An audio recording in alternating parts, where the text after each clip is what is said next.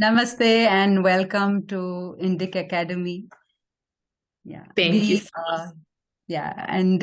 this is the Center for Soft Power is a part of Indica Academy that looks at Indian culture and its spread outside India. So we thought you would be the perfect person to interview with regards to this. Yeah. Wonderful. So, Really happy. yeah. Can you please tell me about your journey to Ayurveda and Jyotisha? How did it start, Emily? What was the first encounter? Yeah, sure. Well, I guess the first real encounter was my Ayurveda teacher, Dr. Lad, had an institute in the place I was born in the U.S.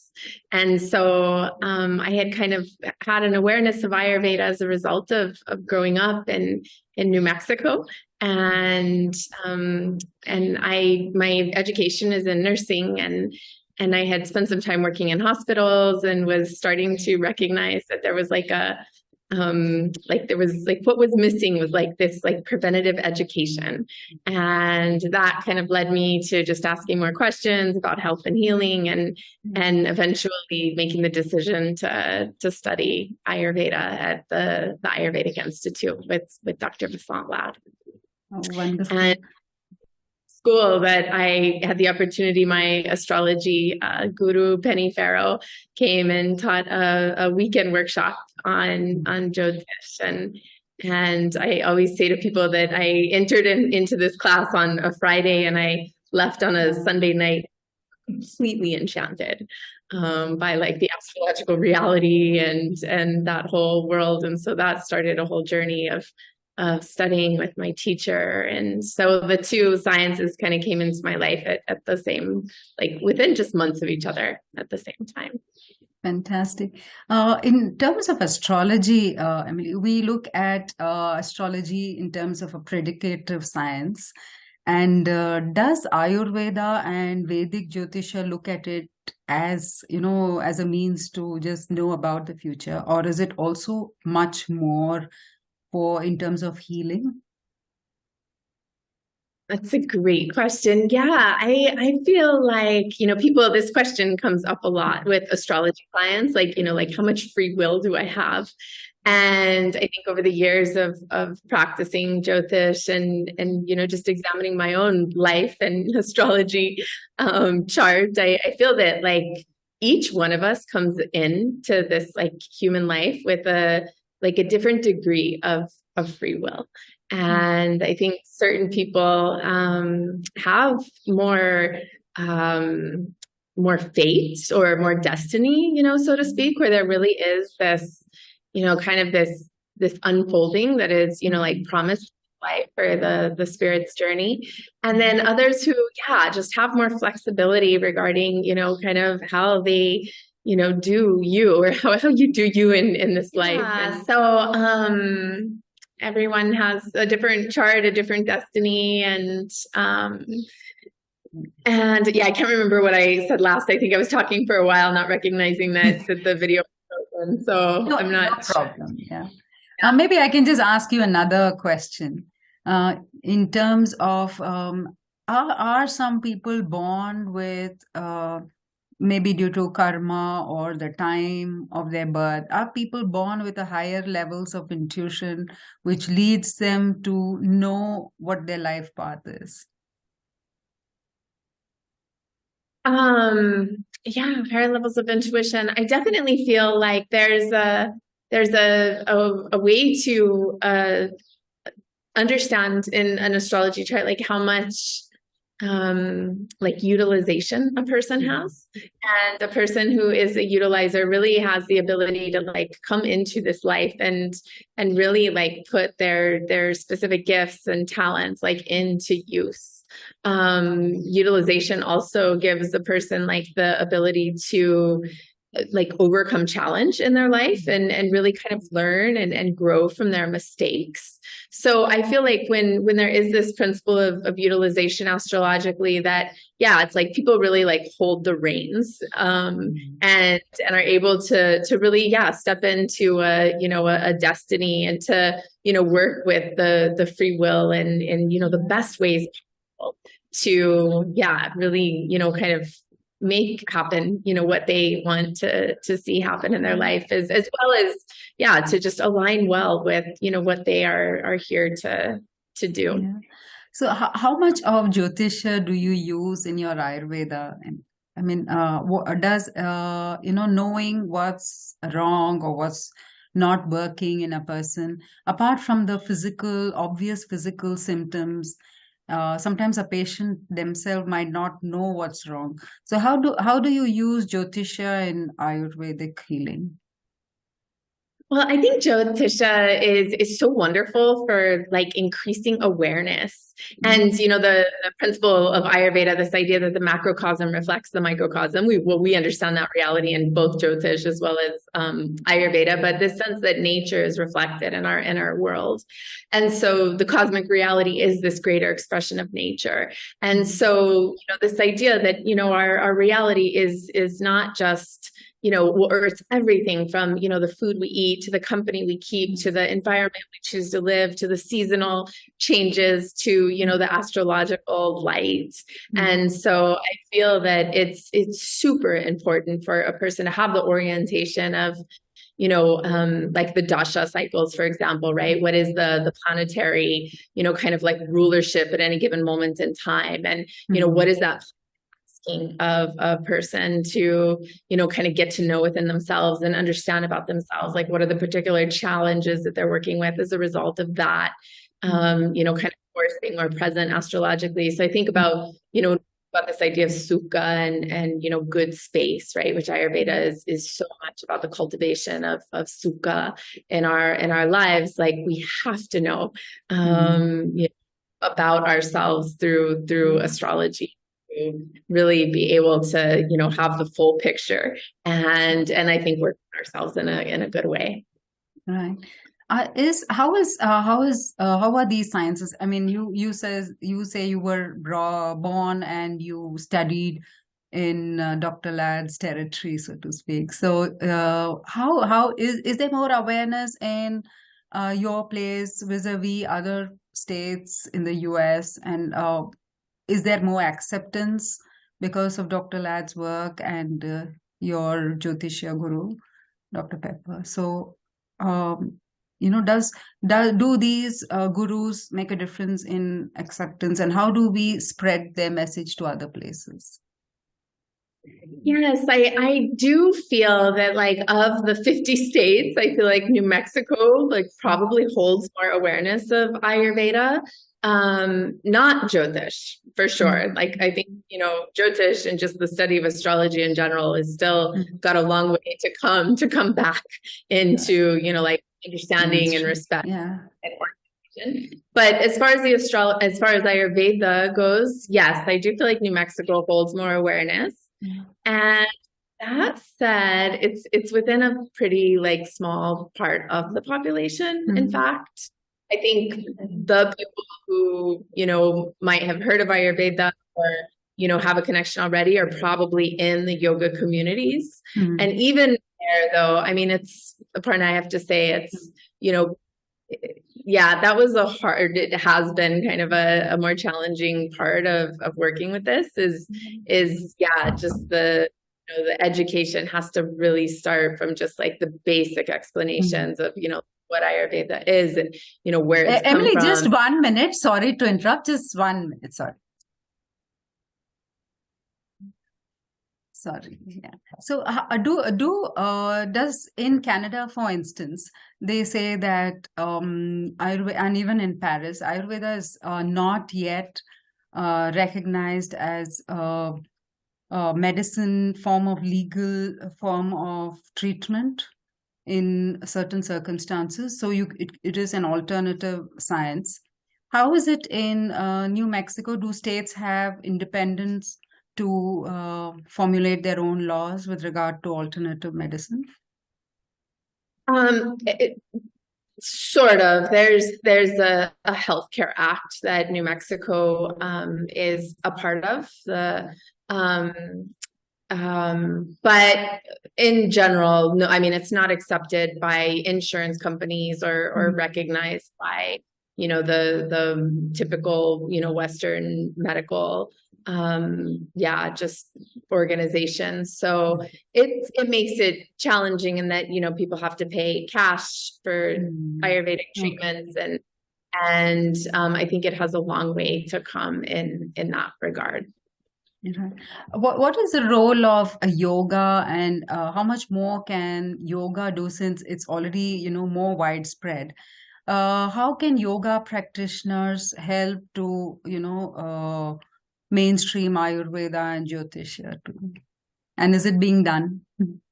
Yeah, I think I've met many people who have come to the study of Ayurveda in the West through a yoga teacher training course, that maybe in the yoga teacher training course taught, a few hours on Ayurveda, like brought in an Ayurveda practitioner and gave a few hours of education. And that, maybe piqued their interest. And then they, looked for a school and wanted to learn more. So I feel like, yeah, if the yoga world recognized that, I think Ayurveda, like yoga, can't really be practiced in true, I think, like wholeness without recognizing, the science of the body, which is Ayurveda. So I really think that a wonderful thing to have happen would be to have more Ayurveda education connected to yoga trainings in the West, to just, that awareness. Astrology, I mean, that's a different conversation altogether. I guess similarly, they could be bringing in, an astrology model. That's probably even farther out as far as, like what, people are really willing to, how far people are willing to stretch. Because I think the is a stretch for a lot of. Can you share any anecdotes or real life experiences where, people have changed in their perception of Jyotisha in your experience?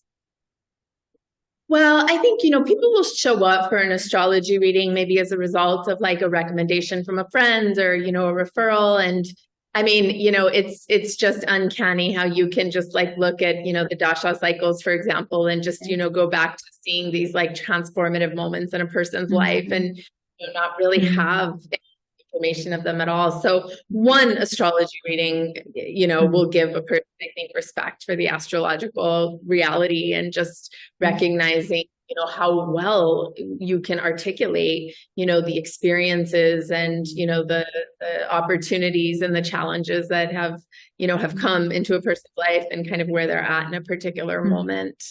So I think, just the act of receiving an astrology reading, a Jyotish reading is in and of itself, so expansive for the awareness. And I think like awareness is the first step in the healing process, and the first step in, how we can use these beautiful sciences to transform our consciousness and help us align with our truth. Right. And how would you describe your experience at Vaidyagrama and vis-a-vis your nursing training, for instance? What is it that draws you to Vaidyagrama and to India? How is it, how does it help in your own training and your teaching or your therapies that you do for people? Yeah, well, I think it was really beautiful for me to come to see this hospital here in India, Vaidyagrama, and to really see how, medicine, has been practiced for thousands of years. I feel like they're really holding true to the heart and the spirit of the practice of Ayurveda. And as a nurse, someone who had spent time in hospitals in the West, I mean, it just felt so right to, see this kind of environment for healing, and, the interaction with the doctors to the patients, and, this proximity to nature, and just all of these qualities that are built into this environment that I feel like are serving, a person to really be able to come here and truly, just find within themselves, and again, through the medicines and the treatments and the heart of the doctors and everyone who's involved in the the healing journey here, from the therapists to the people that are cooking the healing food. It just felt so right. And yeah, just this sense of like all the ingredients, right, that we need to really, find our way. Yeah, when we're in a moment of needing healing in our life. So I fell in love with just the vision, and I love getting to meet patients that come here and experience what to them may feel like a miracle, right? Like, because they've tried all these things in their life, and then they come here and undergo this process of panchakarma and learn Ayurveda, and or use Ayurveda for their own path. And it's really remarkable, and just a nice reminder that it is our birthright to heal, and we just need to be in a a container and an environment that really supports that process. Is it possible to extrapolate this, because it's a very individualized treatment, I think, based on each person's requirements.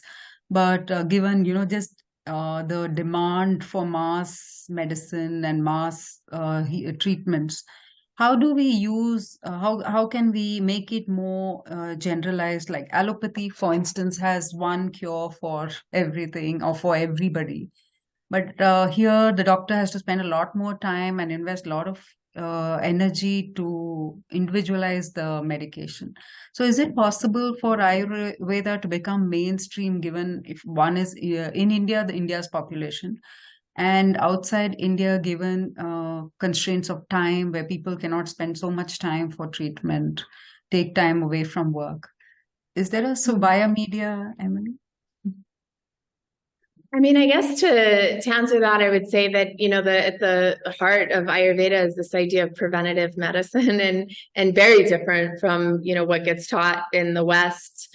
And so I feel like that is how it would be mainstreamed, is to teach the principles of dinacharya, and these principles could be taught to a 5-year-old, truly, right? Of just these ways of, paying attention to your hunger and, the seasonal realities, and having, routine in your life, and, the self-care with like abhyanga and oil massage, and learning food combinations that are, helpful for digestion. So I think that Ayurveda could absolutely be mainstreamed in just the teaching of like how to live your life well. And, if we're doing the best we can to be, living well, then, we're not going to be like sick all the time and just in desperate need of, attention and health. And so I think that is the way that, Ayurveda could really support just wellness and consciousness on a larger level, is preventative. Yeah. What are your main resources, Emily? I mean, most of the texts are in Sanskrit, the original texts. So, how do you access this information? Is it through translations? What are the core texts that you refer to? Is it easy getting information after you do a course of certain hours or years? How do we update ourselves? So is that, how we need to come back to places like Vaidyakrama, or is there enough translations available for us to go forward?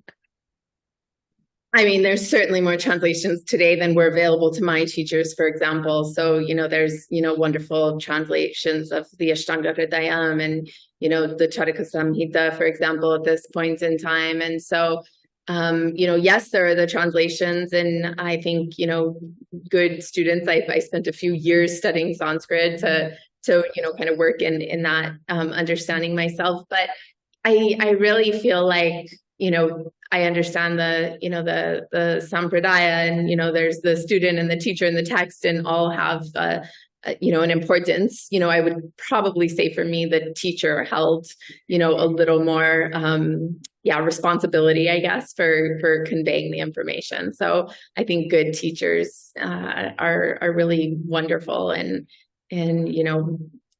transmitting the information.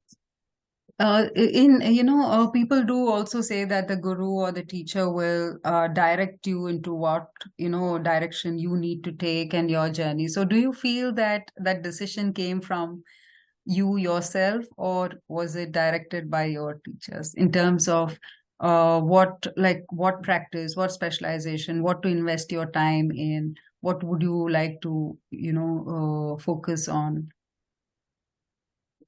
I would say for me, it was a little of both, just like growing up in the West, there's a pretty strong, independence and orientation. And so I think I've worked with that in, kind of formulating my direction. But my astrology teacher, Penny Farrow, was, I would say, more active regarding a teacher who was, influencing me and really, pointing me in certain directions.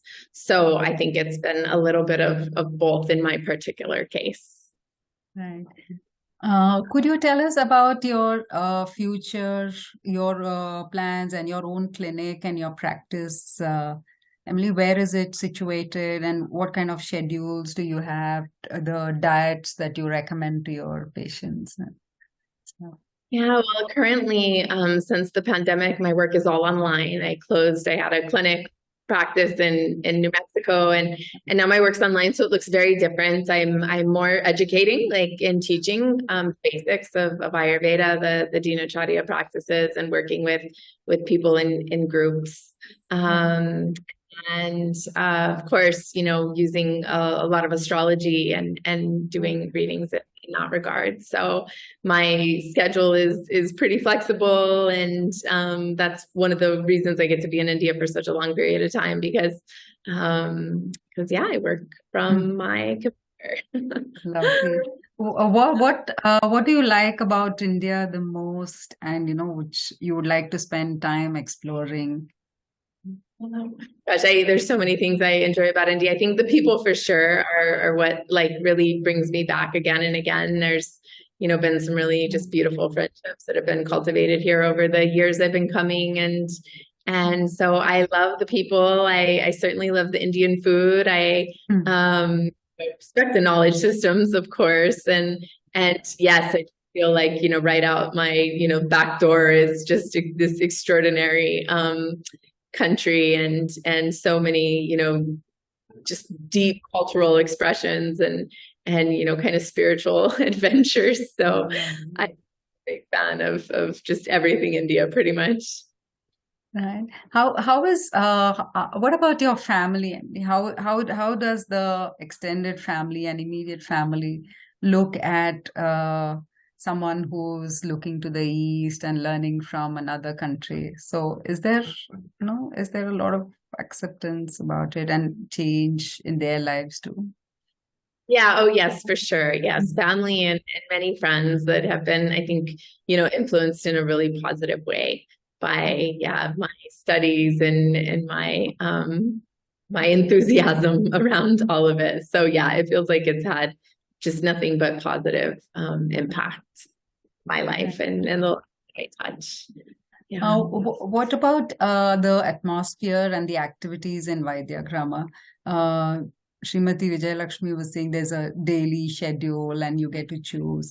So, how much of that, the activities that are planned there, how much of that influences the healing itself? Because it's not directly related to, listening. Maybe it is, or is how does that influence? I mean, the sounds that we hear, the sights, like you said, being in the midst of nature. And for you personally, is it important when you're doing online referrals, for instance? How do you create all those dynamics when you don't actually see a patient, or you're not, you don't bring in those elements when it's online?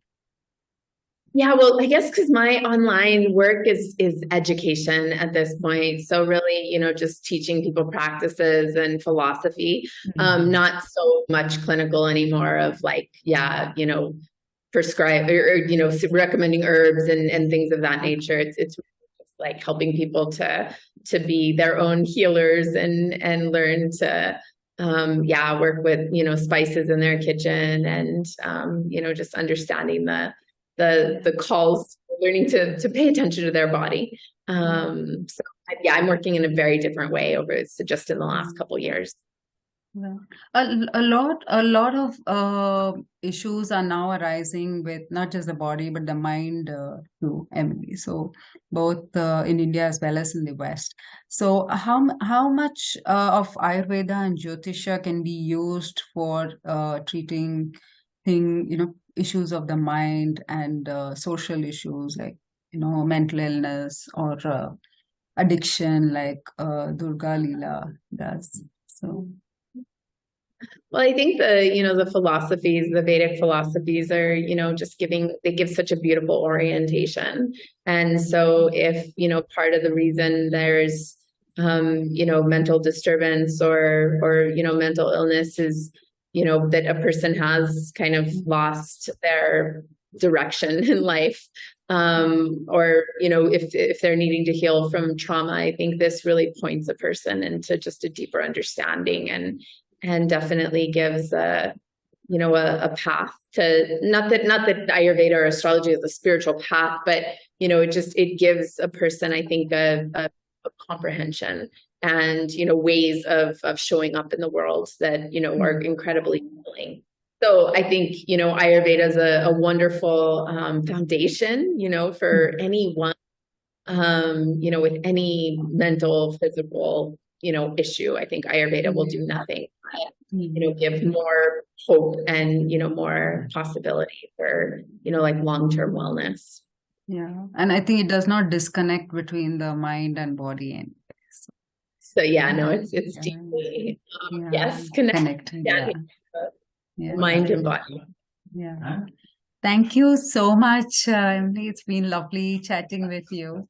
And I'll just request for a few photographs from you if it's possible. At Vaidragrama or at New Mexico with your gurus. Yeah. Oh, to send you some photos? Yeah, please. Sure. Yeah. But thank you. Thank you so much. And it's been lovely chatting with you. Namaste. Namaste.